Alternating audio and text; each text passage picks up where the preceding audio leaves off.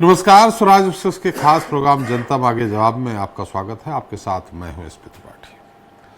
पान की दुकान हो या फिर चाय की दुकान, टूटी सड़क, हिचकोले खाते टेम्पो हो या बादल छूता हवाई जहाज, नरेंद्र मोदी के समर्थकों के बीच बीते कई दिनों से एक ही सवाल पूछा जा रहा है, अगर मोदी नहीं तो फिर कौन। और ये सवाल सिर्फ मोदी समर्थक ही नहीं पूछ रहे हैं, इस सवाल को लेकर विपक्ष में भी बयानबाजी देखने को मिल रही है। मई 2024 में दिल्ली के सीएम अरविंद केजरीवाल ने तिहाड़ जेल से निकलने के बाद कहा था कि भाजपा में 75 साल की उम्र में रिटायर होने का नियम बनाने वाले खुद मोदी जी 2025 में 75 साल के हो रहे हैं। उस समय अरविंद केजरीवाल के बयान पर अमित शाह के साथ साथ नरेंद्र मोदी को भी अपना पक्ष रखना पड़ा था। हालांकि केजरीवाल ने वो बयान लोकसभा चुनाव के नतीजे आने से पहले दिया था, जिसके बाद बीजेपी का 400 पार का ख्वाब भी टूट चुका है। तो क्या ये माना जाए कि चुनावी नतीजों के बाद मंथन कर रही बीजेपी में अब नए वारिस के बारे में वाकई चर्चा शुरू हो रही है? अगर ऐसा है तो फिर ये सवाल जायज है कि बीजेपी के अंदर नरेंद्र मोदी का वारिस कौन हो सकता है, और इसमें आरएसएस यानी संघ की भूमिका क्या हो सकती है। और अगर ऐसा नहीं है तो फिर इस पर भी चर्चा होनी चाहिए कि विपक्ष की ओर से आखिर इस तरह के बयान क्यों दिए जा रहे हैं। क्या विपक्ष किसी सोची समझी रणनीति के तहत प्रधानमंत्री नरेंद्र मोदी के उत्तराधिकारी को लेकर चर्चा का बाजार गर्म कर रहा है? आज हम इसी पर चर्चा करेंगे अपने खास पैनल के साथ। आज का मुद्दा है उत्तराधिकारी की बारी, चर्चा हो रही भारी।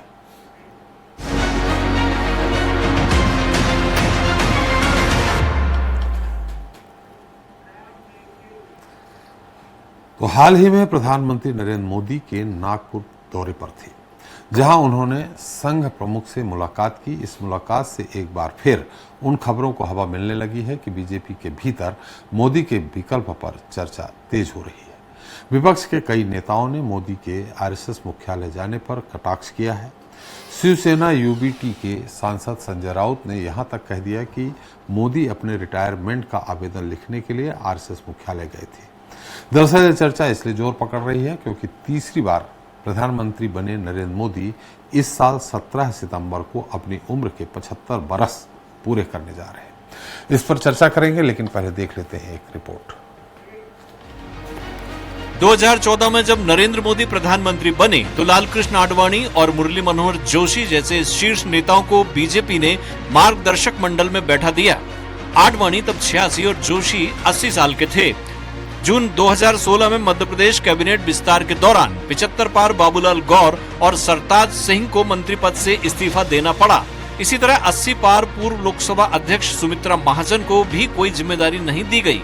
हिमाचल के दिग्गज नेता शांता कुमार भी इसी तरह किनारे कर दिए गए। दरअसल तब अमित शाह ने कहा था कि 75 साल से ऊपर के किसी को टिकट न देने का फैसला पार्टी का है और पार्टी अपने फैसलों के लिए स्वतंत्र है। बस यहीं से बीजेपी के भीतर ये नियम प्रभावी मान लिया गया कि जो भी 75 पार होगा पार्टी उसकी नैया किनारे लगा देगी। लेकिन इस बार 75 का आंकड़ा बीजेपी का कोई और नेता नहीं बल्कि खुद प्रधानमंत्री छूने जा रहे हैं, जिसके बाद बीजेपी की अंदरूनी सियासत पर विपक्ष तंज कस रहा है। सितंबर में रिटायरमेंट का एप्लीकेशन लिखने के लिए शायद वो आरएसएस मुख्यालय गए। मेरी जो जानकारी है 10-11 साल में कभी मोदी जी गए नहीं। मोदी जी गए हैं वो बताने के गए हैं मोहन राव भागवत जी से कि टाटा बाय बाय, मैं जा रहा हूं। संजय राउत के इस बयान पर महाराष्ट्र के मुख्यमंत्री देवेंद्र फडणवीस ने पलटवार किया है। फडणवीस ने तो यहाँ तक कह दिया कि हमारी संस्कृति में पिता के जीवित रहते उत्तराधिकारी के बारे में बात करना सही नहीं है। प्रधानमंत्री नरेंद्र मोदी ही हमारे नेता हैं और रहेंगे। मोदी जी आमचे नेते आहेत, अजून बरेच वर्ष मोदीजी काम करणार आहेत। आमचा सगळ्यांचा आग्रह आहे, आम्ही 2029 चे पंतप्रधान म्हणून मोदीजींकडेच बघतो आहे, पूर्ण देश बघतो आहे। त्यामुळे आता अशी चर्चा करणं योग्य होणार नाही आणि भारतीय संस्कृतीमध्ये वडील जिवंत असताना मुलांचा विचार होत नाही, करायचाही नसतो। सियासी बयानबाजी के बीच संघ के वरिष्ठ नेता सुरेश भैयाजी जोशी ने भी संजय राउत के दावे को सिरे से खारिज कर दिया। भैयाजी जोशी ने ऐसी किसी भी चर्चा से इनकार किया है जिसमें प्रधानमंत्री नरेंद्र मोदी के उत्तराधिकारी को लेकर बात हुई हो। लेकिन विपक्ष प्रधानमंत्री मोदी और आरएसएस प्रमुख के बीच हुई बातचीत पर अपने विचार को लेकर अड़ा है। बहरहाल संघ मुख्यालय के अंदर दोनों नेताओं के बीच क्या बात हुई, इसका सिर्फ कयास ही लगाया जा सकता है। बातचीत का क्या नतीजा निकलेगा, इस पर फिलहाल सिर्फ और सिर्फ चर्चा ही जारी है। Bureau report, Swaraj express. तो उत्तराधिकारी की बारी चर्चा हो रही, भारी पर चर्चा करने के मौजूद हैं प्रदीप बैस जी हैं, बीजेपी प्रवक्ता हैं दिल्ली से, अजय गंगवानी जी हैं कांग्रेस प्रवक्ता रायपुर से, यश भारती जी हैं सपा के राष्ट्रीय प्रवक्ता हैं भोपाल से, राम गुप्ता जी हैं आप प्रवक्ता दिल्ली से, के त्रिपाठी जी जेडीयू प्रवक्ता हैं लखनऊ से, और अजय त्रिपाठी जी इसके ट्विटर हमारे साथ। सभी का आपका हमारे इस खास कार्यक्रम में बहुत बहुत स्वागत है।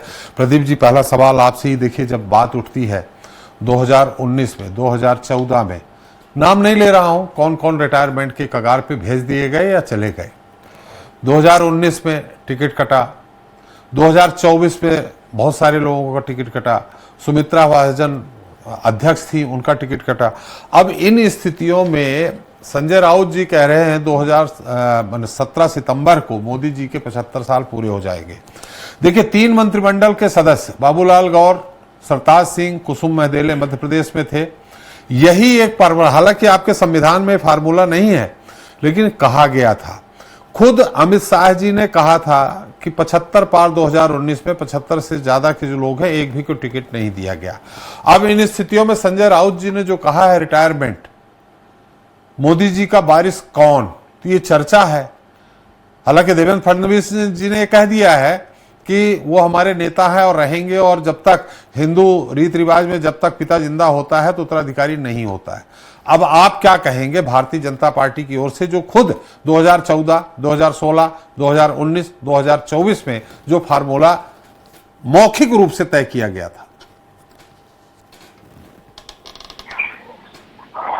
पाठक जी प्रणाम।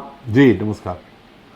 मैं सबसे पहले जानना चाहूंगा कि आज इस टॉपिक का निर्णय आपने संजय राउत जी की जो वक्तव्य है उसको ध्यान में रख करके अगर आपने निर्णय लिया है, तो ये सर्वसम्मति से लिया गया निर्णय है कि आज इस विषय पर चर्चा।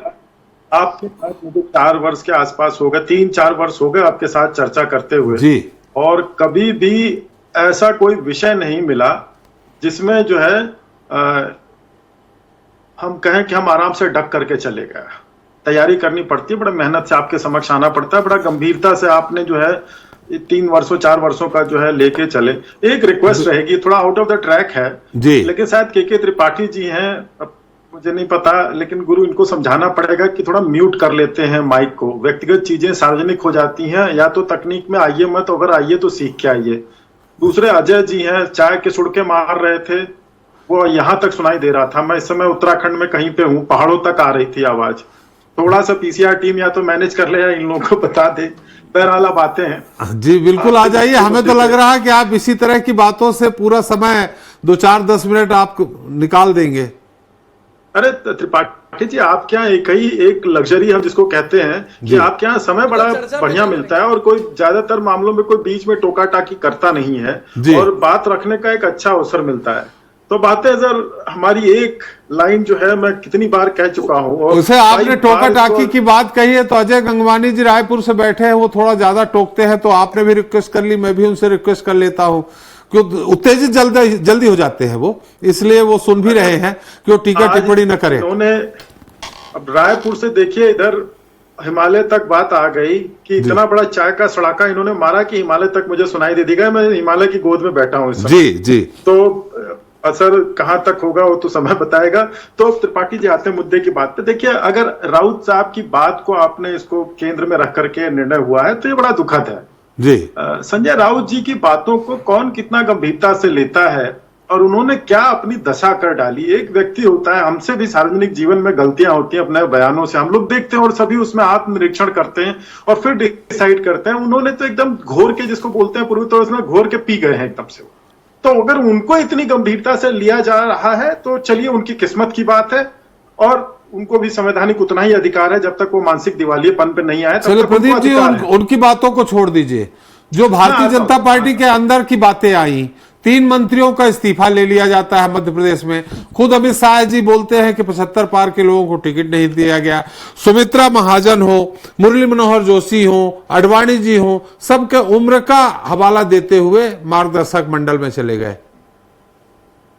त्रिपाठी जी, क्या जो 3-4 लोगों का आपने बीते नाम लिया, उनका कोई प्रपत्र जारी हुआ कि आपकी 80 साल से उम्र ज्यादा हो गई या 75 साल से ज्यादा हो गई, अब आपको इस्तीफा देना चाहिए? सार्वजनिक रूप पे ऐसा कोई पत्र नहीं मिलेगा आपको। और देखिए, हमारे यहाँ संविधान में और उससे ज्यादा मीडिया में हम बहुत ज्यादा कल्पना परिकल्पना में चले जाते हैं। हर पार्टी का अपना प्रपत्र पे बात नहीं करते प्रदीप जी, इस पे बात कर। किसी अखबार के इंटरव्यू में अमित शाह जी ने कहा था, डेट भी बताऊं क्या, 75 साल से ऊपर के किसी को टिकट नहीं दिया गया 2019 के लोकसभा चुनाव के बाद, टिकट के बाद। 2019 बीता है, अभी 24 शुरू हुआ है। 24 में भी हमारी सरकार है त्रिपाठी जी। और जैसा कि आदरणीय देवेंद्र जी ने बोला है, तो उस पे भी हमको थोड़ा सा ध्यान रखना चाहिए। राजनीति बदलती परिस्थितियों का खेल होता है और हर पार्टी और हर विचारधारा राष्ट्र सेवा को सर्वोपरि मान करके समय अनुरूप अपने आप के अपने नेतृत्वों को आगे बढ़ाती रहती है जी। तो भारतीय जनता पार्टी कार्डर बेस्ड पार्टी है। हमारा अगर टॉप 11 प्लेइंग अच्छा परफॉर्म कर रहा है और हम वर्ल्ड कप पे वर्ल्ड कप जीते जा रहे हैं, तो हमें जो है ना, जब वर्ल्ड कप जीत रहे हो तो हमें टीम में ज्यादा फेरबदल करने की आवश्यकता नहीं होती है। अल्टीमेटली देशवासी भी यही चाहते हैं और टीम भी यही चाहती है और दर्शक भी यही चाहते हैं और जनता भी चाहती यही है कि सदन में वही रहे जो कि कप जिता करके ले आए। एक परिवार तो है नहीं कि परिवार के अलावा कोई ऑप्शन नहीं है हमारे पास। हमारे पास तो नेताओं की एक बहुत लंबी कतार है और सक्षम से सक्षम नेता है। लेकिन अगर एक हमारे पूजनीय नेतृत्व में काम हो रहा है तो इसमें परेशानी क्या है किसी को? हाँ, विपक्षी दल इस पे अपने जो है, अगर इस हमारी बात से जनता को कन्विंस कर लेते हैं कि नहीं, इनके में ये कमी आप हमें मत दीजिए, तो हमारे लिए एक बार चिंता का विषय हो सकता है कि ठीक है, विपक्ष ने जनता को कन्विंस करने की में सफल रहा। लेकिन इन बातों को तो छोड़ दीजिए, विपक्ष जो है वो अपनी विचारधारा पे तो कन्विंस कर नहीं पा रहा है। तो अल्टीमेटली हम ये चाहते हैं कि देश पॉजिटिव साइड में प्रगति की राह पे बढ़े। मुखिया मुखसो चाहिए, खान 501। अगर 75 साल, भाई सरताज सिंह को कैबिनेट मिनिस्टर मध्य प्रदेश से इस्तीफा ले लिया गया, आपको ध्यान होगा। सरताज सिंह जी ने जब 13 दिन की अटल जी की सरकार बनी थी, अर्जुन सिंह जैसे धुरंधर को पराजित किया था उनने, और फिर वो कैबिनेट मिनिस्टर भी बने थे केंद्र में, उनको स्वास्थ्य मंत्रालय मिला था। तो वही मैं बोल रहा हूं कि अब वो फार्मूला तो इधर भी लागू होना चाहिए ना प्रदीप जी। नहीं, देखिए, लागू होना चाहिए और जो असल है त्रिपाठी जी, इसमें बड़ा अंतर होता है जी। पार्लियामेंट्री बोर्ड डिसाइड करता है हमारा नेतृत्व कौन करेगा। भारतीय जनता पार्टी में पार्लियामेंट्री बोर्ड एक बहुत महत्वपूर्ण भूमिका निभाता है, सबसे सर्वोच्च संस्था है जो कि इन महत्वपूर्ण विषयों पे निर्णय लेती है। चलिए, तो देखिए, अभी तो समय का पहिया है। चलिए, अभी प्रदीप जी, अभी तो हमारे सवाल थे, अब गंगवानी जी सवाल उठाएंगे, हमारे आप प्रवक्ता उठाएंगे, यश भारती जी उठाएंगे, उनके सवालों का उत्तर आप शायद आपके समर्थन में के त्रिपाठी जी जरूर बोलेंगे, लेकिन मेरे उनसे सवाल जरूर होगा कि नीतीश कुमार जी में ऐसा क्या है कि जो एक ही नेता उनके यहाँ बना हुआ है। त्रिपाठी जी अगर अनुमति दें, त्रिपाठी जी अगर अनुमति दें तो एक सवाल, अब चूंकि मुझे तो अवसर मिलता नहीं है सवाल पूछने का, मैं तो आपके कार्यक्रम में जवाब देते ही कार्यक्रम खत्म हो जाता है जी।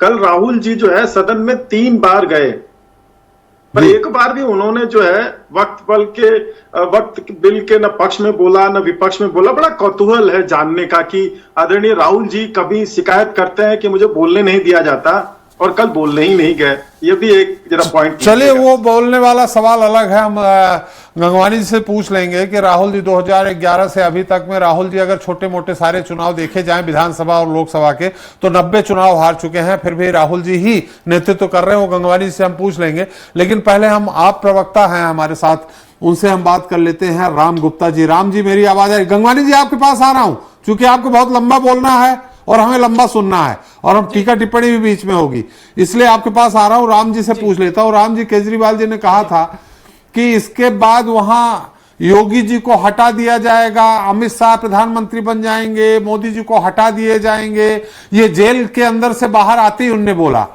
ये उनको कहां से पता चला? एक दूसरा, अब केजरीवाल जी जब खुद चुनाव हार गए हैं तो ये सवाल उठाने के पहले उनको खुद को इस्तीफा दे देना चाहिए।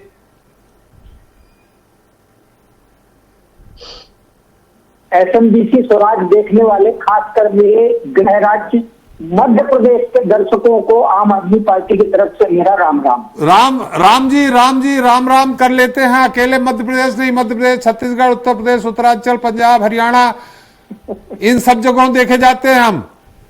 नहीं, मैंने क्या शब्द यूज किया? मैंने कहा खास करके मेरा गृह राज्य मध्य प्रदेश है, इसलिए मैंने वहां के दर्शकों को स्पेशली राम राम कहा है। नहीं, ऐसा गजब मत करिए। आप अपने को राष्ट्रीय पार्टी बना रहे हैं, गुजरात चुनाव लड़के 3 सीट जीत के, पंजाब जीत के, कि हमें राष्ट्रीय दर्जा मिल जाए। हमें क्षेत्रीय क्यों बना रहे हैं? हम भी राष्ट्रीय हैं। आपके अनुरोध पर आपके पूरे देश के दर्शकों को आम आदमी पार्टी की तरफ से मैं राम गुप्ता सबको राम राम करता हूँ। देश भर के दर्शकों को कह दीजिए। जरूर धन्यवाद। दरअसल क्या है कि पिछले 1 दशक में चाहे संघ हो या भारतीय जनता पार्टी हो, इसमें बहुत बड़ा बदलाव हुआ है, खास करके उनके आचरण और व्यवहार में। और उसी आचरण और व्यवहार को लेकर के केजरीवाल जी की वो टिप्पणी थी, चाहे वो राजनीतिक शुचिता को लेकर हो या नैतिकता को लेकर हो या फिर उनकी वचनबद्धता को लेकर हो, जिसमें संवैधानिक मूल्य व लोकतांत्रिक आस्था की जो नींव है वो पूरी तरह से इनकी खोखली हो चुकी है। और ये बात मैं नहीं, अभी थोड़ी देर पहले जब आपकी जो है प्रदीप बैस जी के साथ आपकी वार्ता हो रही थी, तो ये हवाला देने लगे जब आपने इनसे पूछा मोदी जी के संन्यास को लेकर के, तो वो तुरंत जो पार्लियामेंट कमेटी की बात करने लगे। लेकिन उनसे ये पूछे कि जब लाल कृष्ण आडवाणी जी और मुरली मनोहर जोशी जी और हमारी जो हमारी बुआ जी है यहाँ की इंदौर की सुमित्रा महाजन ताई, मैं उन्हें बुआ इसलिए बोलता हूँ क्योंकि हमारा बहुत पुराना रिश्ता है। मैं जब पत्रकारिता में था तो उन्हें बुआ जी कहकर के संबोधित करता था। तो इन लोगों को क्या पार्लियामेंट कमेटी के सर्वसम्मति से उनको बाहर किया गया था या फिर 2 लोगों ने, यानी जो हम 2 और हमारे 2 चलाते हैं?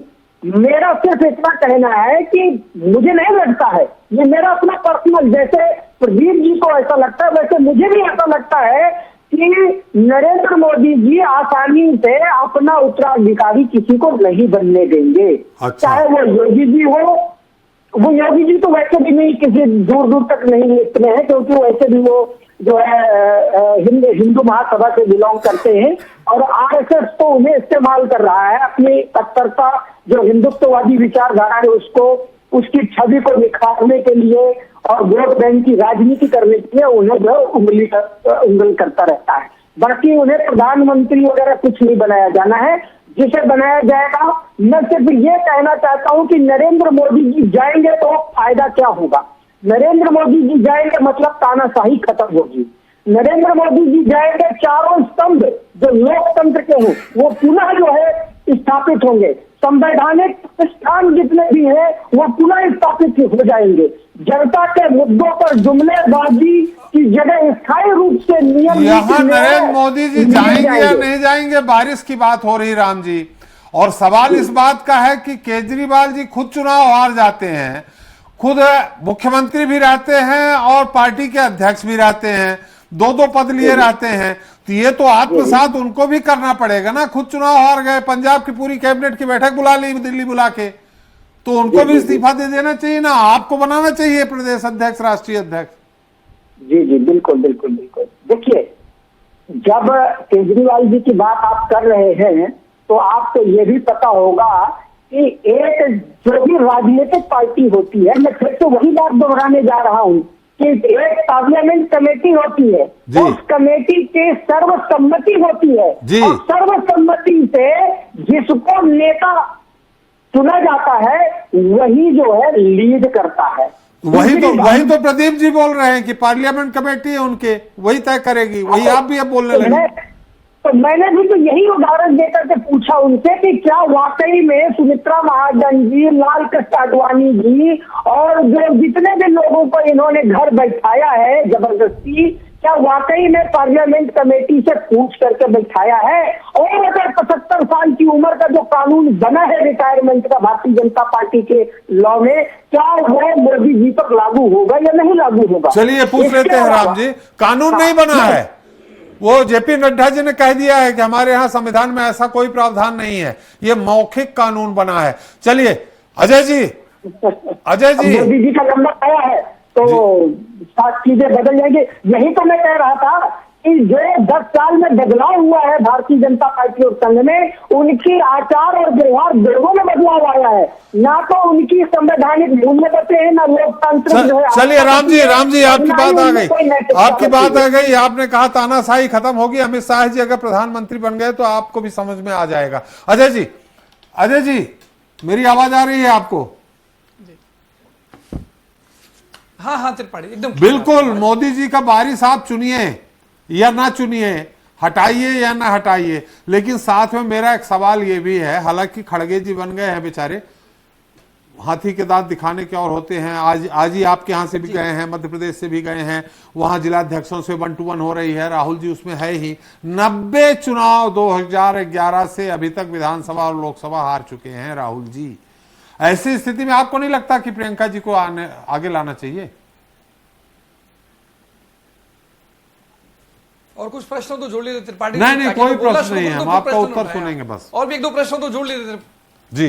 देखिए त्रिपाठी जी, महत्वपूर्ण बात है कि सबसे पहले मैं आपके आज का डिबेट का जो विषय है उस पर चर्चा करना चाह रहा हूं। मेरे प्रदीप बैस जी भाजपा के बहुत समझदार प्रवक्ता हैं, पूरी फॉर्मेलिटी किए, बातों को गोल गोल घुमाया और आपके प्रश्न का जवाब कहीं नहीं गया, क्योंकि उनको डर और घबराहट है कि मोदी जी के खिलाफ कहीं कुछ तो कहीं कार्रवाई ना हो जाए अनुशासनात्मक, और अगली बार आपके चैनल में बैठने का मौका मिले या ना मिले। तो ये दिखता है। सबसे महत्वपूर्ण बात है कि Bharatiya Janata party with difference, cadre based party, अनुशासनात्मक पार्टी के दावे करती है।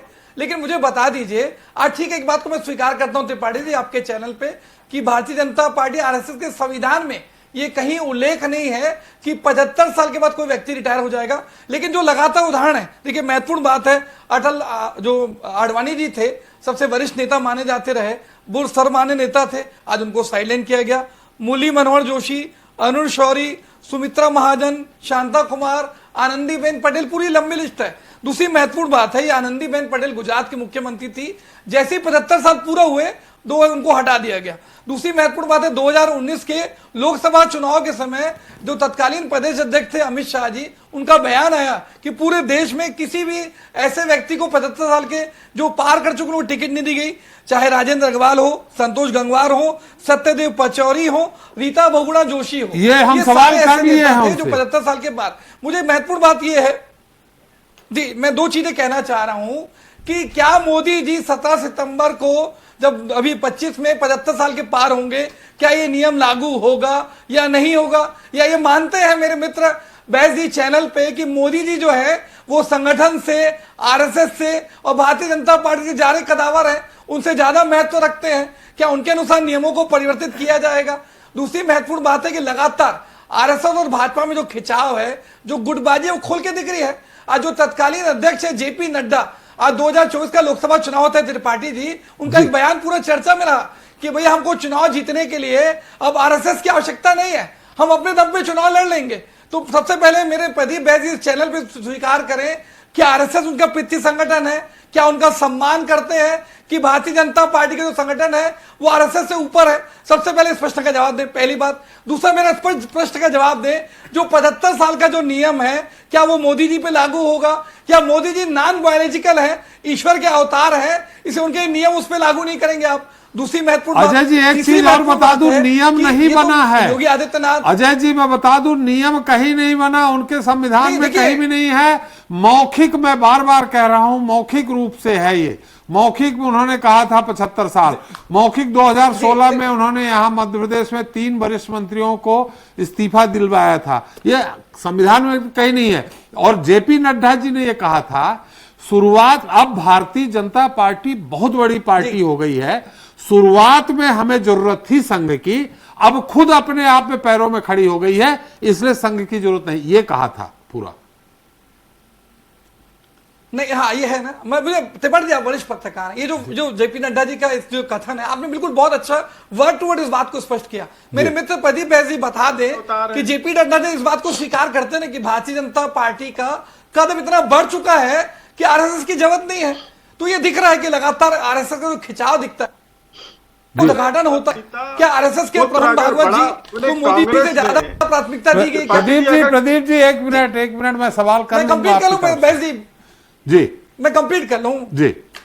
देखिए, दो चीजें स्पष्ट है त्रिपाठी जी, किसी के संविधान में नहीं लिखा है लेकिन आप निर्णय सब जगह लागू कर रहे हैं जी। जैसे देखिए, मैं एक बहुत महत्वपूर्ण उदाहरण दे दूं त्रिपाठी जी, आरएसएस को ये पॉलिटिकल संगठन नहीं मानते, ये कहते हैं आरएसएस जो है वो सांस्कृतिक संगठन है और कहीं पे भी उसका रजिस्टर्ड संविधान नहीं है, कहीं भी उसका रजिस्ट्रेशन नहीं है। तो आज आरएसएस क्या भूमिका बता दे मेरे मित्र यहाँ पे, आज बहस ये बता दे कि आरएसएस जो है भाजपा का प्रति संगठन है कि नहीं, राजनीति में उनका भूमिका है कि नहीं। क्या ये दोहरा चित्त नहीं है कि हम उसका संविधान ना बनाए, उसको संगठन को रजिस्टर ना करें, लेकिन जब जब राजनीति की जरूरत हो तो आरएसएस आगे आ जाए, जब राम मंदिर की राजनीति करना तो आगे आ जाए, जब जो हिंदू मुस्लिम की राजनीति करना वो आगे आ जाए, बांटने और काटने की राजनीति करना तो आगे आ जाए। अभी जो पुणे की एक बैठक हुई थी त्रिपाठी जी, जिसमें आरएसएस प्रमुख मोहन भागवत जी ने कहा कि भैया जो मणिपुर में 1 साल से हिंसा हो रही है उसके बारे में प्रधानमंत्री जी कब कुछ करेंगे। तो ये जो बयान आ रहे हैं दोहरा चित्र दिख रहा है कि भैया आप राजनीति से दूर हैं। मैं तो स्पष्ट रूप से कहना चाह रहा हूं, 3 चीजें मेरे इस पर जवाब दे दे। क्या लेकिन आप भी तो जवाब दे दीजिए मेरा कि राहुल जी 90 चुनाव हार गए हैं, राहुल जी 90 चुनाव हारे हैं, तो अब कब तक उनको आगे लेके चलेंगे आप? देखिए, 2 चीजें स्पष्ट है, भारतीय जनता पार्टी येन केन सत्ता की प्राप्ति के लिए किसी हद तक जा सकती है। ऑपरेशन लोटस के माध्यम से हमने देखा त्रिपाठी जी, गोवा में, मणिपुर में, कर्नाटक में, मध्य प्रदेश में, महाराष्ट्र में 82 घंटे की सरकार बनाते हैं, आधी रात को राष्ट्रपति शासन लगाते हैं, अपने चहेते व्यक्ति को मुख्यमंत्री की शपथ दिलाते हैं। कांग्रेस पार्टी की जो लड़ाई है वो समावेशी विकास और सामाजिक न्याय की लड़ाई है, ये सत्ता की प्राप्ति की लड़ाई नहीं है, ये महत्वपूर्ण है। दूसरी बात है, आरएसएस जो है 1925 से बना, लगभग 100 साल पूरे हो गए, अभी तक सिर्फ 6 अध्यक्ष बने हैं, मतलब एक व्यक्ति 15-15 साल तक। तो ये तो राजगद्दी जैसी स्थिति है। ये संघ के नियम में तो मैं नहीं बता सकता हूं, लेकिन ये उनके जब ये बना था संगठन, उनकी सहमति से हुआ था कि जब तक वो स्वयं पद नहीं छोड़ेगा तब तक वो संघ प्रमुख रहेगा। तो बस ये मैं बहुत अच्छा त्रिपाठी जी आपने प्रश्न उठाया, क्या यही जो नियम है ये प्रधानमंत्री मोदी जी पे लागू होगा? जब तक वो चाहेंगे तब तक प्रधानमंत्री रहेंगे। राहुल जी पे लागू है कि नहीं, मैं आपसे सवाल कर रहा हूं, राहुल जी पे लागू है नहीं? देखिए, आज की चर्चा आपने किस पे रखी है? आज आरएसएस पे, भाजपा के राष्ट्रीय अध्यक्ष पे। ये प्रदीप बैस जी एक बार भी जवाब दे रहे हैं क्या? आप 4 मिनट का पूरा बयान सुन लीजिए, कोई बात वो खुल के बोल ही नहीं रहे, नहीं हम ऐसे नहीं करते, हम वैसे करते हैं। चले अजय जी, अजय जी, मैं तो खुल के जवाब दे रहा हूँ। अजय जी, आपकी बात आ गई है। अभी हमारे पास अजय जी और अतिथि हैं, आपने जो सवाल खड़े किए हैं उसका उत्तर भी तो दीजिए, लेने दीजिए, टाइम है। आप लंबा अकेले बोलते जाएंगे। हमारे के त्रिपाठी जी काफी देर हो गई चाय पीते हुए, उनसे मैं पूछ लेता हूँ। यस जी, आपके पास इसलिए बाद में आऊंगा कि परिवारवाद को लेके बहुत सारे सवाल आप पे खड़े होंगे। वहां तो 75 साल की बात है, यहाँ तो 10-10, 12-12 पद समाजवादी पार्टी के एक ही परिवार के पास रहे हैं। जी प्रदीप जी, आ रहा हूं मैं जी। के त्रिपाठी जी, आपसे ही सवाल है, आपसे भी सवाल है। हाँ, मोदी जी का 75 साल पूरा हो रहा है 17 सितंबर को, उनको अब रिटायरमेंट लेना चाहिए या नहीं लेना चाहिए, या बारी सभी से चुन देना चाहिए कि हमारा ये उत्तराधिकारी होगा 2029 में? ये अलग सवाल है। सवाल आपके साथ ये भी है कि आखिर नीतीश कुमार जी कब तक? देखिए, नीतीश कुमार तो सर्वमान्य नेता हमारी पार्टी के हैं जी, और जब भी मौका लगा उन्होंने अपने पद को छोड़ा। जब वो मुख्यमंत्री का, जब लोकसभा का चुनाव हम हार गए थे जी, तो उन्होंने कहा मुख्यमंत्री जी माननीय जीतन राम मांझी को बना दिया और फिर हटा भी दिया। एक बहुत बड़ा मैसेज दिया। अभी मैं दूसरे चैनल पे त्रिपाठी जी था जी, तो उन्होंने यही सवाल उठाया था कि क्या किसी और के लिए उन्होंने कुछ किया है। तो मैंने कहा उससे बड़ा जो मुशहर एक जाति होती है जी, और उसको मुख्यमंत्री बना देना जी, शायद हिंदुस्तान में कहीं ये किसी पार्टी ने नहीं किया है। उसका जवाब मैंने दिया। जी। अब आइए दूसरे सवाल पे। हमारे यहाँ तो देखिए, हम 17 सालों से लगभग हम लोग गठबंधन में भारतीय जनता पार्टी जी। और जॉर्ज फर्नांडिस जी उसके जो पहले नेता थे हमारे समता पार्टी के, और उन्होंने एक बड़ा फैसला लिया था कि हम भारतीय जनता पार्टी के साथ गठबंधन में रहेंगे। और उसके बाद गठबंधन के साथ हम लगभग 17 वर्षों के साथ रहे, और बिहार में हमने जब सत्ता परिवर्तन किया है और वो माननीय नीतीश कुमार के नेतृत्व में किया था, और उसको हटाने में जो ताकत लगी थी वो बहुत बड़ी ताकत थी, क्योंकि बड़ी अराजकता थी बिहार, चाहे वो उसका आर्थिक स्थिति हो, चाहे उसका विकास का पैमाना हो, हर पैमाने पे फेल्योर हो चुका था। कहीं पे लॉ और ऑर्डर कानून की कोई गुंजाइश नहीं। अभी तो बारिश की बात हो रही Tripathi ji, law and order, राष्ट्रीय जनता दल जिसके साथ आप भी सरकार बना चुके, उस पर कोई बात ही नहीं हो रही। देखिए त्रिपाठी जी, वो तो एक परिस्थितियां होती हैं राजनीति में। कोई परमानेंट दोस्त और कोई परमानेंट दुश्मन नहीं होता है। मैं कई 4 चैनल पे कह चुका हूं जी। राजनीति में कहीं कोई ऐसा नहीं है कि कोई अछूत हो जाएगा। सभी लोग जनता की सेवा करते हैं। अब ये तो बिहार की जनता के पक्ष में क्या होना चाहिए, बिहार की जनता क्या चाहती है, वो फैसला करना पड़ता है। वो फैसला हमने लिया, स्वीकार करते हैं। अब हम आज जो है हम एनडीए के साथ हैं, और अभी हमने एनडीए का पक्ष रखा पार्लियामेंट में, और बड़े अच्छी तरीके से उस बिल को अभी बारिश की बात हो रही है त्रिपाठी साहब, बारिश की बात हो रही है, वक्फ कानून या उस पर हो रही है। अभी माननीय नीतीश कुमार का ये फैसला होगा, जो भी पार्टी हमारी बैठेगी, पार्लियामेंट्री बोर्ड बैठेगा, जो भी फैसला होगा पार्टी तय करेगी। चलिए मोदी जी के बारे में बता दीजिए, मोदी जी के बारे में बता दीजिए जो उठ रही है आवाज। देखिए त्रिपाठी जी, हम लोग दूसरी पार्टी के बारे में कुछ बोल नहीं सकते। अच्छा, आप इतने वरिष्ठ हैं, आप जॉर्ज फर्नांडिस से लेके और मोरारजी देसाई से लेके सबको आपने नजदीक से देखा है, क्या करना चाहिए? देखिए, बयान अमित शाह जी का 2019 में आया, 75 साल से बाहर टिकट नहीं दिया गया। मैंने मध्य प्रदेश का एक बहुत बड़ा उदाहरण दिया कि 3 वरिष्ठ कैबिनेट मिनिस्टर, सरताज सिंह अपराजय कहे जाते थे, अर्जुन सिंह को हराया था, बाबूलाल गौर लगातार कभी चुनाव ही नहीं हारे 1977-78 के बाद से, उनको मंत्रिमंडल से बाहर किया। इन स्थितियों में मोदी जी को क्या करना चाहिए? वो भी अपराजय मान लेते हैं। वो उन्होंने बताया कि वर्ल्ड कप हम ला रहे हैं तो हम टीम थोड़ी बदलेंगे, कैप्टन नहीं बदलेंगे, धोनी अभी भी खेल रहे हैं। त्रिपाठी जी देखिए, ये तो उनकी पार्टी का आंतरिक मामला है जी, इस पे हमारा कुछ बोलना उचित नहीं होगा। उनकी पार्लियामेंट्री बोर्ड है, उनके यहाँ तमाम और संस्थाएं हैं, वो उस पर विचार करेंगे उनको क्या करना है। आपने जैसा कहा अभी त्रिपाठी जी, कहीं वो लिखित में तो है नहीं जी, 75 साल का कहीं लिखित में तो है नहीं जी। माननीय जेपी नड्डा जी ने कह दिया कि भाई ये तो ओरल बात थी। अब उनके यहाँ उस पार्टी में क्या होना है, कैसे होना है, उस पर कोई टिप्पणी करना हमारे लगता है हमको नहीं करना चाहिए। ठीक उसी तरह जैसे प्रदीप बैस जी ने कहा कि हम अच्छा खेल रहा, हमारा कैप्टन अच्छा कैप्टनशिप कर रहा, उसी तरह आपके यहाँ नीतीश कुमार जी अच्छी कैप्टनशिप कर रहे हैं। लेकिन अभी एक उनका वीडियो वायरल हुआ था राष्ट्रगान को लेकर के, तो उसमें कहीं उम्र का प्रभाव दिखने लगा है। ये आपको मानना पड़ेगा, आप पे नहीं दिख रहा लेकिन उन पे दिखने लगा है। देखिए त्रिपाठी जी, उस समय कौन एंकर था, क्या बोल रहा था, कैसे बोल रहा था, उस पर तो मैं था नहीं वहां जी। चलिए, इसलिए उस पर कोई चीज कमेंट करना मेरे लिए उचित नहीं है। हम हमारे समाजवादी पार्टी के राष्ट्रीय प्रवक्ता यश भारती जी हैं। क्या प्रदीप जी आप क्या कहना चाह रहे हैं, बहुत संक्षेप में 30 सेकंड में?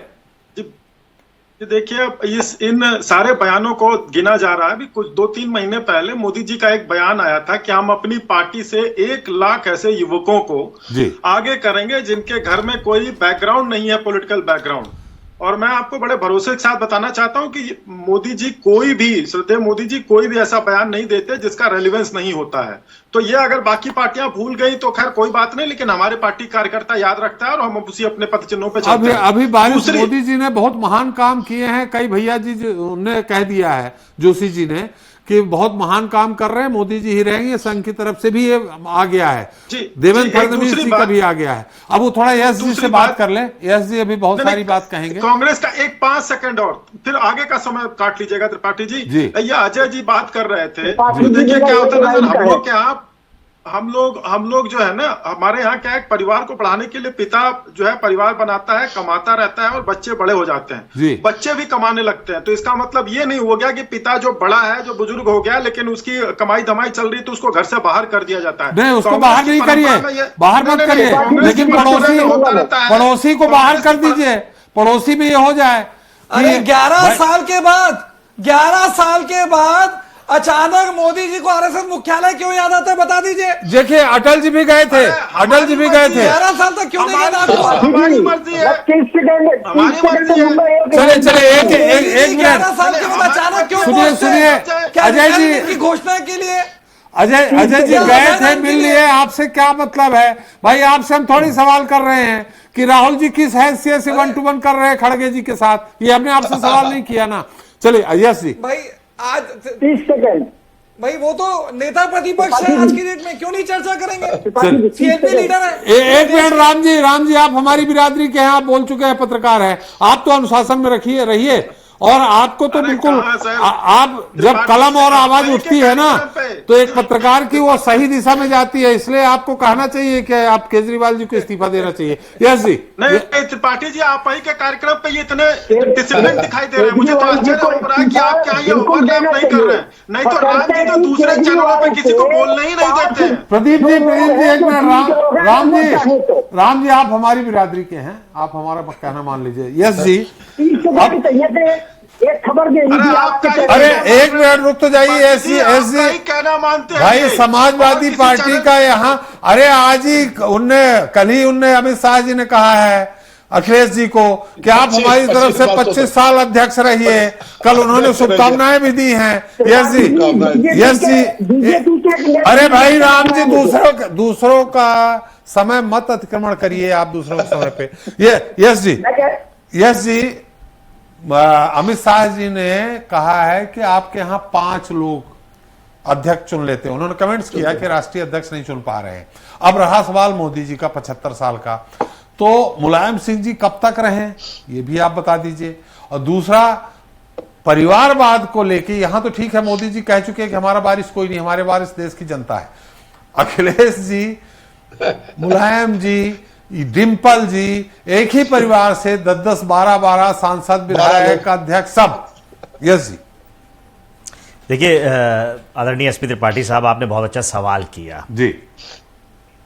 लगातार बात हो रही है, मोदी जी को पिता बताया जा रहा है जी। देखिए, जब नालायक संतान होंगी तो अपने पिता को छोड़ के दूसरे को पिता बताएंगी, अपने पिता की कमी छोड़ के दूसरे पड़ोसी के पिता को बहुत अच्छा बात बताएंगी। तो ये वही हो रहा है। भारतीय जनता पार्टी में ना परिवार बनते हैं ना परिवार होते हैं, तो परिवार बताएंगे किसको? वो कह रहे हैं हमारे यहाँ परंपरा है, जब तक पिता जीवित होता है तब तक। तो लालकृष्ण आडवाणी जी क्या थे? सौतेले थे, वो भी तो आपके पिता ही थे, अगर मोदी जी को आप पिता मानते हैं। अटल जी कौन थे? पिता थे। नहीं, अटल जी को नहीं हटाया। नहीं हटाया नहीं, बहुत सारी बातें उनकी अस्वीकार करी। दोनों में बहुत ज्यादा अंतर रहते थे, गुट बना के काम होते थे। जो कहते हैं हमारे यहाँ पार्टी विद डिफरेंस है और हमारे अनुशासन चलता है, अटल और आडवाणी जी का दोनों का गुट बड़ी तेजी के साथ देखा गया है। खैर वो उनका अंदरूनी मामला है, उसमें क्यों बोले। ये अंदर का गुट आपने कहां से देख लिया? नहीं ये अब आपने नहीं देखा एसपी त्रिपाठी साहब, आपने नहीं देखा तो मैं फिर क्या ही कहूं इस बारे में जी। मैं फिर क्या ही कहूं इस बारे में? तो गुट तो अगर विदिशा की सीट आडवाणी जी ने छोड़ी, ना देखिए, आप मेरे सवाल का जवाब देने दीजिए मुझे। विदिशा की सीट कैसे छोड़ी और कैसे शिवराज सिंह चौहान जी ने नर्मदा जी का आचमन करते हुए प्रतिज्ञा की थी कि मैं अविवाहित रहूंगा, संघ के लिए काम करूंगा, और विवाहित हुए।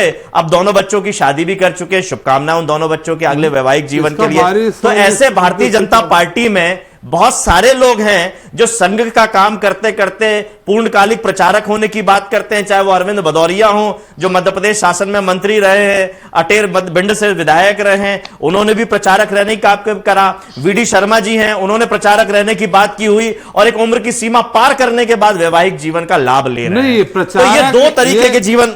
प्रचारक शादी ना त्रिपाठी साहब होगा, ये कहीं नहीं लिखा है। त्रिपाठी साहब मेरा निवेदन है, सवाल आप पूछ रहे हैं तो जवाब मुझे देने दीजिए, है ना? आप तो हमारे जवाब के लिए हारेंगे तो हम ना कि प्रचारक शादी नहीं कर सकता है, शादी करने के बाद उसको क्या दायित्व देगा ये संघ तय करता है। कृष्ण बिहारी मौघे जी ने शादी की प्रचारक रहते हुए, उनका दायित्व अलग तय किया।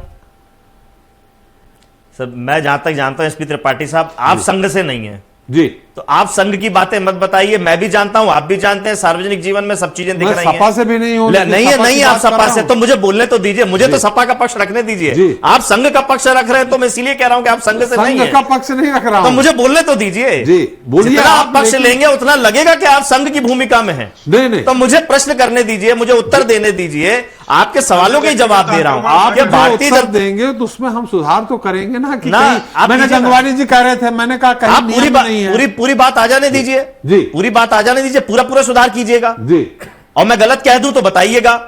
चलिए कि जो वैवाहिक जीवन में जब इन्होंने प्रवेश किया तो एक बड़ी उम्र खत्म करने के बाद किया। क्या नर्मदा जी का आचमन करते हुए शिवराज जी ने कसम नहीं खाई थी कि मैं वैवाहिक जीवन नहीं जीऊंगा?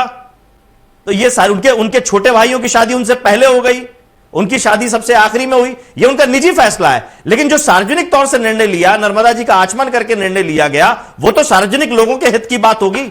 नर्मदा जी तो सार्वजनिक हैं, उनकी कोई अगर कसम खाएगा, जैसे मां गंगा की कसम खाने वाले लोगों ने कहा था अगर हम सफाई नहीं कर पाए तो 2 साल में जल समाधि ले लेंगे मंत्री रहते हुए, तो बात तो उनकी होगी।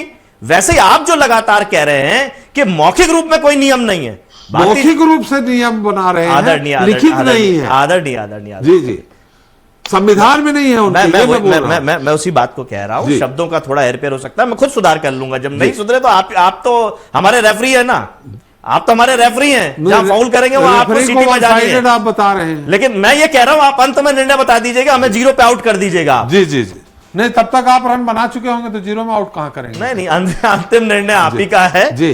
तो ये जो भारतीय जनता पार्टी की बातें हैं, संविधान में कुछ लिखा, हम संविधान को मानते हैं, हम संविधान का पालन करेंगे, देश संविधान से चलेगा, लेकिन मौखिक रूप से जिस तरीके से आपातकाल, घोषित आपातकाल और अघोषित आपातकाल, ये हम सब देख रहे हैं। वही अघोषित आपातकाल भारतीय जनता पार्टी के अंदर भी है। नरेंद्र मोदी जी गुजरात के मुख्यमंत्री रहे तो किसको आगे बढ़ाया?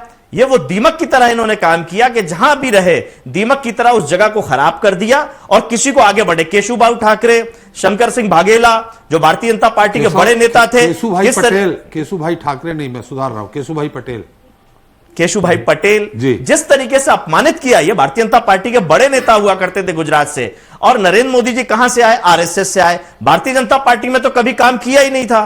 तो आरएसएस और भाजपा का क्या खेल है ये सबको मालूम है। अभी बारिश पे आ जाइए। मैं बारिश पे ही बात कर रहा हूं जी। भारतीय जनता पार्टी हमेशा ये कहती रही है कि नरेंद्र मोदी जी का विकल्प कौन है विपक्ष की पार्टी में। हम सवाल करते हैं इनके पास कौन सा विकल्प है। अभी भारतीय जनता पार्टी के साथी कर रहे थे, मोदी जी ने कह दिया 1 लाख नए युवकों को लाएंगे जिनका कोई बैकग्राउंड नहीं होगा, जिसकी कोई पृष्ठभूमि नहीं होगी। अरे ऐसा तो बता दीजिए कि नरेंद्र मोदी जी को हम रिटायर करेंगे, ये हमारे पास व्यक्ति, कोई एक नाम तो बता दीजिए।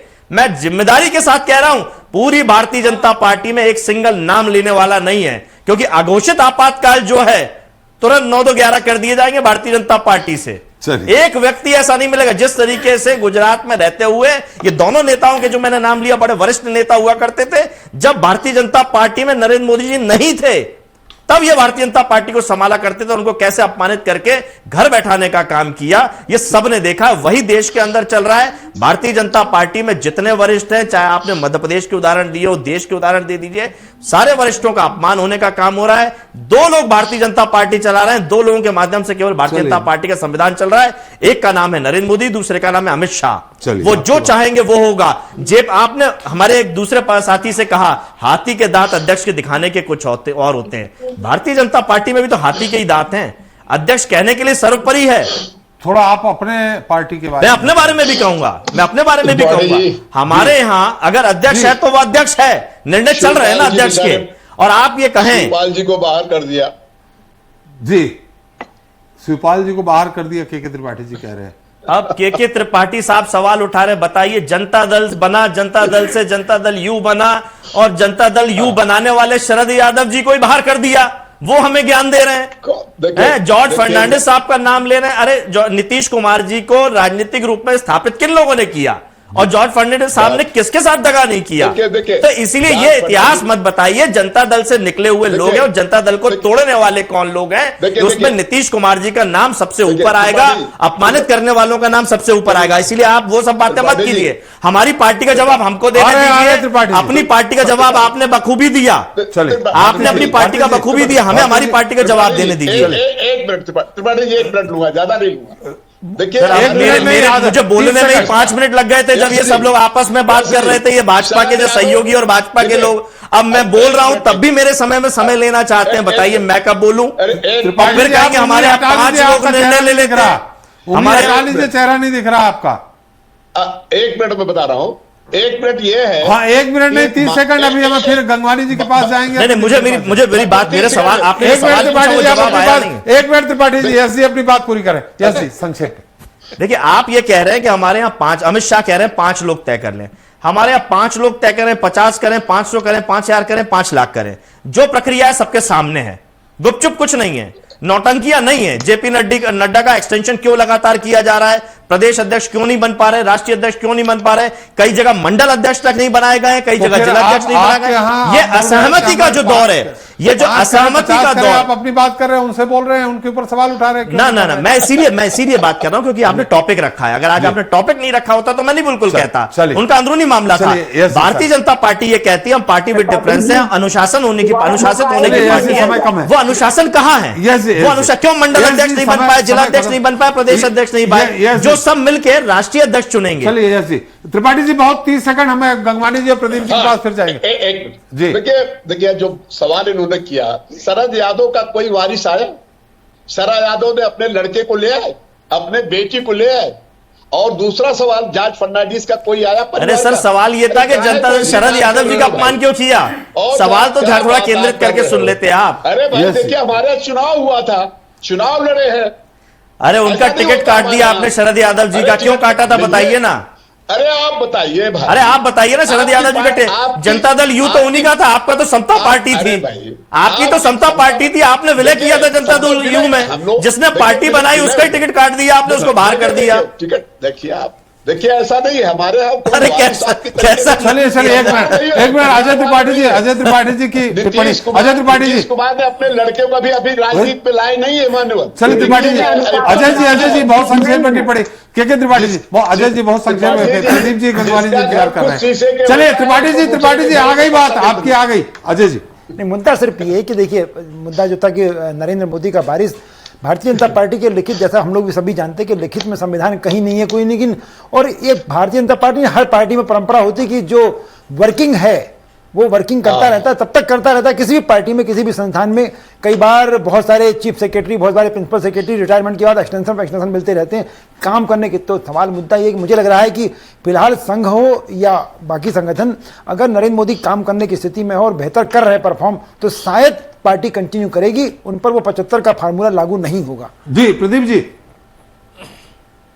ये देखिए सबसे पहले तो मैं जो है, राम जी पता नहीं आप कैसे कंट्रोल करते हैं, नहीं तो और तो कहीं ये बोलने देते थे। दूसरा वो जो मेरा प्रश्न था, अब यश जी जो है बताए जा रहे हैं, सारा बता दिया कि मंडल लेवल का भी नहीं चुना गया। अरे भैया आप अपनी पार्टी कार्यकर्ता है या हमारी पार्टी कार्यकर्ता है? हमारी पार्टी किस प्रकार से काम करती है आपको क्या पता है? और हम मंडल लेवल के कार्यकर्ताओं नहीं, आपको पता, हम तो नाम पूछ रहे हैं नरेंद्र मोदी के बाद कौन? आप नाम बता दीजिए ना, हिम्मत दिखाइए, नाम बता दीजिए, हिम्मत दिखाइए, नाम बता दीजिए। अरे हिम्मत दिखाइए, नाम बता दीजिए।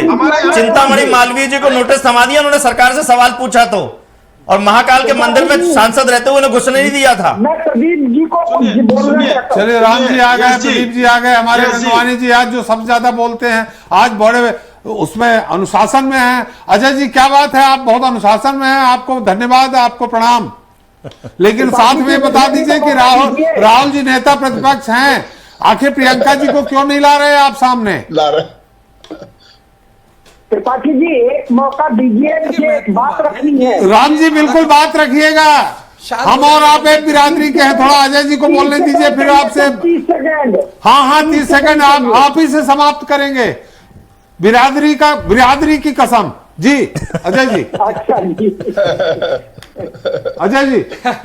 त्रिपाठी जी बहुत महत्वपूर्ण बात है कि जी, party with difference cadre based party की बात करें, आप लगातार एक परिवारवाद की बात उठा रहे थे त्रिपाठी जी। मैं आपको बहुत सारे उदाहरण देना चाह रहा हूं। अमित शाह का बेटा जय शाह आईसीसी का चेयरमैन, अरे राजनीति में नहीं है भाई, खेल में है, वो खेल में है। राजनाथ सिंह का बेटा पंकज सिंह सांसद। देखिए, मैं खेल की बात नहीं कर रहा, मैं राजनीति की बात कर लेता हूं, राजनीति की बात कर लेता हूं। राजनाथ सिंह का बेटा पंकज सिंह विधायक है, मेनका गांधी का पुत्र वरुण गांधी सांसद है, रमन सिंह का बेटा अभिषेक सिंह सांसद है, साहिब सिंह वर्मा के बेटे प्रवेश शर्मा विधायक है, लाल गोयल के पुत्र विजय गोयल केंद्रीय मंत्री, गोपीनाथ मुंडे की पुत्र भाई जवाहरलाल नेहरू जी की बेटी प्रधानमंत्री की बेटी राजीव गांधी प्रधानमंत्री, फिर राहुल गांधी। ये मत करिए, नहीं तो आपके ऊपर ज्यादा सवाल खड़े होंगे। तो मैं देखिए इसका उत्तर मैं देना चाहूंगा, मैं बता रहा हूँ इसका। त्रिपाठी जी, मैं दो चीजें कहना चाह रहा हूं। एक मिनट प्रदीप जी एक minute. Difference of cadre based party का जो दावा करते हैं जी अजय जी, ये खुल के इनका चरित्र सामने आ चुका है जी। देखिए मैं त्रिपाठी जी जवाब देना चाहूंगा। हाँ प्रदीप जी, सवाल तो आ जाए, जवाब दीजिएगा। त्रिपाठी जी, बहुत महत्वपूर्ण प्रश्न है। यहाँ 6 लोग बैठे हैं, आप खुद पत्रकारिता में पूरा जीवन गुजार चुके हैं। क्या नियम, कानून, सोच, विचारधारा व्यक्ति के हिसाब से बदलेगी क्या? आडवाणी के लिए अलग विचारधारा, सुमित्रा महाजन के लिए अलग विचारधारा, मुरली मनोहर जोशी के लिए अलग विचारधारा, मोदी जी के लिए अलग विचारधारा। ये तरीका क्या है? ये जैसा चाहेंगे नियमों को, कानून को अपनी सुविधा के साथ परिवर्तित करेंगे? क्या ये मानते हैं कि मोदी जी भगवान के अवतार है, उसके बिना भारतीय जनता पार्टी की नैया पार नहीं हो सकती? इस बात को स्वीकार करेंगे चैनल पे? या प्रदीप भाई जी को घबराहट है कि कोई कार्रवाई हो जाएगी जी? क्या योगी आदित्यनाथ होंगे कि शिवराज सिंह चौहान होंगे कि देवेंद्र फडणवीस होंगे कि अमित शाह होंगे? क्या इनमें नैतिक साहस है? प्रदीप में खुली चुनौती देता हूं आपके चैनल पे, 2 व्यक्ति के नाम बता दे जो मोदी के उत्तराधिकारी हो सकते हैं। चलिए, अब प्रदीप जी का उत्तर ले लें। ये 75 साल का नियम क्या जिनको रिटायर करना है जी? अब प्रदीप जी का उत्तर ले लें। अमित शाह जी 2019 के लोकसभा चुनाव के पहले झूठ बोलते रहे।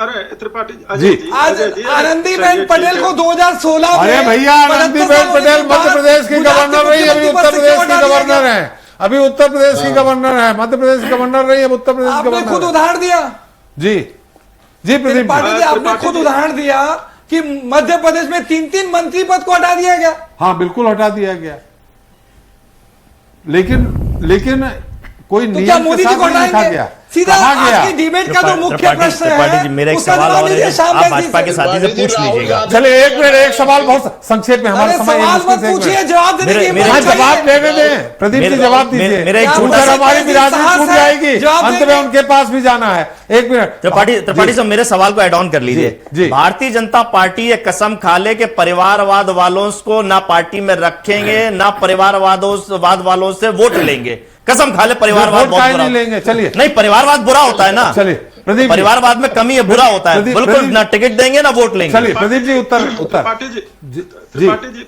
बहुत ही संक्षिप्त उत्तर दूंगा मैं जी। जितना परेशान कांग्रेस और सपा हमारे लिए है, मैं इनका आभारी हूँ। आप हमारे अरे सर, टॉपिक रखा है, आपके लिए कोई परेशान नहीं है। दूसरा टॉपिक रखा है, चर्चा का विषय था, आपके लिए कोई परेशान नहीं है। नहीं, तो फिर अपना घर देखिए ना, हमारे घर में क्यों? हमारा घर देख रहे हैं हमने। अब बड़े देश के बड़े चुनाव में उत्तर प्रदेश में आपको 2 नंबर ही बना दिया हमने। क्या कोई उत्तराधिकारी है? खुश रह लीजिए उसमें आप। अरे खुश नहीं होंगे, जनता ने स्वीकार किया भाई। हमारे परिवारवाद को जनता ने स्वीकार किया, आपके संगठन को जनता ने हरा दिया। भैया डिबेट में हिम्मत दिखाइए प्रदीप जी, डरिए मत, घबराइए मत, बोलिए। कौन रहा है? सुनिए, डर कौन रहा है? आपको तो प्रदीप जी नाम लीजिए, कौन है उत्तराधिकारी जी? क्या प्रदीप जी? त्रिपाठी जी किसी दूसरे प्रवक्ता को बुलाना था जो हिम्मत तो दिखाता बोलने की। चलिए, यहाँ तो शांति से बैठे, गोल गोल घुमा रहे बैठ के। अगली बार आपसे भी हिम्मत सुन लेंगे। अगली बार अजय जी आपसे भी हिम्मत, हमको आपकी भी हिम्मत देखना चाहेंगे कि प्रियंका जी को कब आगे लाते हैं अगली बार। चलिए, राहुल की बात। अरे मैं तो भाई, मैं जो बात कहना चाह रहा था कि हमारे यहाँ एक प्रदीप जी बोलिए के पद पे मंत्री 2014 से पहले 2014 से पहले जितने लोग थे, राजनाथ जी और पंकज जी की आप बात कर रहे हैं, पंकज जी इतने बड़े अंतर से जीते हैं। वो उनकी जगह कोई और होता या कोई और पार्टी होती तो मंत्री बन चुका होता। वो केवल विधायक हैं क्योंकि उनके पिताजी पहले से ही मंत्री हैं। दूसरी बात सर, कांग्रेस ये परिवारवाद की बात ना करे और सपा परिवारवाद की बात ना करे तो ठीक है, उत्तराधिकार की बात आप अरे मैं आपको इतने उदाहरण दे देता हूँ। राजवीर सिंह, अजय जी समय समाप्त हो गया है। अरे हमारी बिरादरी मत तोड़िए, मुझे राम जी के पास जाना है। अनुराग ठाकुर, ये पूरी लिस्ट है। अरे अजय जी, प्रदीप जी, मुझे राम जी के पास जाना है। कसम बिरादरी की। जी राम जी, बहुत संक्षेप में। जी जी, देखिए त्रिपाठी जी, सच्चाई यह है कि बीजेपी में सिर्फ 2 ही नेता बचे हैं पिछले 10 सालों में जी। और वो 2 नेता है, एक का नाम है नरेंद्र मोदी, दूसरे का नाम है अमित शाह जी। मोदी के बाद बीजेपी का क्या होगा ये लेकिन राम जी जब कलम चलती है अपनी बिरादरी की तो सही लिखती है, आवाज उठती तो सही लिखती है। आप अपनी पार्टी आप में बताइए कि केजरीवाल जी को नैतिकता के साथ इस्तीफा देकर कुमार विश्वास को ले आना चाहिए कि नहीं? जी मैं बताता हूँ, मौजूदा बीजेपी सरकार और बीजेपी का पूरा ढांचा सिर्फ जुमलों पर खड़ा हुआ है। सबसे बड़ी सच्चाई है ये भारतीय जनता पार्टी के केजरीवाल जी ने किरण बेदी, कुमार विश्वास, कितने धुरंधरों को साइड कर दिया। आप बीजेपी की तरफ जा रहे हैं। झूठ बोल सके, मोदी हो या योगी, ये लोग सिर्फ चलिए राम जी, जो कि स्थायी नहीं है। आपकी बात आ गई, कसम पूरी हो गई। अजय त्रिपाठी जी, आपके अंतिम में चलते चलते टिप्पणी। अजय त्रिपाठी जी, आपकी टिप्पणी चलते चलते। मुझे बस सिर्फ इतना कहना था कि बार बार जो बात आती है, ये देखिए पार्टी में जो अजय गंगवानी जी बात है, भारती जी सब सहमत होंगे कि भारतीय जनता पार्टी में पिछले 1.5 दशक में एक बदलाव आया है। पार्टी विद द डिफरेंस जो हुआ करती है, वो पार्टी विद कन्वीनियंट हो गई है, बाकी कुछ नहीं बदला है। चलिए, बहुत बहुत धन्यवाद प्रदीप जी आपका, अजय जी आपका, यश जी आपका, के त्रिपाठी जी आपका और राम गुप्ता जी आपका हमारे साथ अपना समय दिया। अजय त्रिपाठी जी आपका भी जो अमूल्य समय दिया। तो केंद्र की राजनीति में जो दल विपक्ष में बैठे हैं, माना जाता है कि उनके लिए आरएसएस आज भी अबूझ पहेली की तरह है। आरएसएस की रणनीति को डिकोड करना विपक्ष के लिए अब भी आसान नहीं है। दरअसल संघ की ओर से आने वाले संदेश परंपरागत तौर पर ऐसे होते हैं जिनके बारे में दावे से नहीं कहा जा सकता कि किसके बारे में है। लोकसभा नतीजों के बाद मोहन भागवत के 2 बयान खूब चर्चा में रहे, जिसमें उन्होंने अहंकार और खुद को देवता कहने और समझने वालों पर कटाक्ष किया था, जिनके बारे में दावे से नहीं कहा जा सकता कि वो कटाक्ष किसके बारे में था। लेकिन ये भी कहना कठिन है कि इन बयानों का पीएम मोदी से कोई ताल्लुकात नहीं था। बेस यही वो बारीक पेच है जो कभी कभी विपक्ष को खुश होने का मौका देता है। लेकिन ये बात भी सत्य है कि जब जब भाजपा राजनीति के मैदान में खुद को विरोधियों से घिरी पाती है, तब तब संघ के विघ्नहर्ता के रूप में भाजपा के लिए वरदान साबित होता आया है। बहरहाल 17 सितंबर को आने में लगभग 6 महीने बाकी है और जब नरेंद्र मोदी 75 साल के हो जाएंगे, तब शायद वो तस्वीर भी साफ हो जाएगी जिसे लेकर विपक्ष वर्तमान में तीखी बयानबाजी कर रहा है। आज के लिए इतना ही। नमस्कार।